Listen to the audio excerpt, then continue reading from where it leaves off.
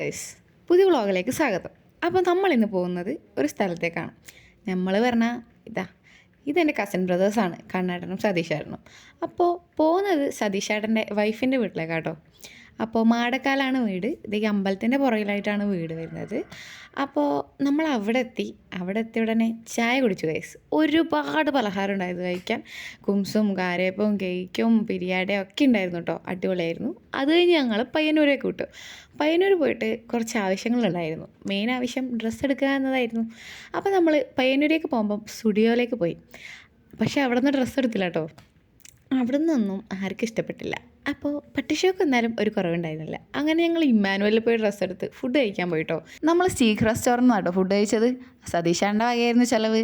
എന്ത് മെനുവിലുണ്ടെങ്കിലും നമ്മൾ ബിരിയാണീനെ മറക്കൂലല്ലോ. അങ്ങനെ ബിരിയാണിയും ചില്ലി ചിക്കനൊക്കെ കഴിച്ച് നമ്മൾ നാട്ടിലേക്ക് വിട്ടു.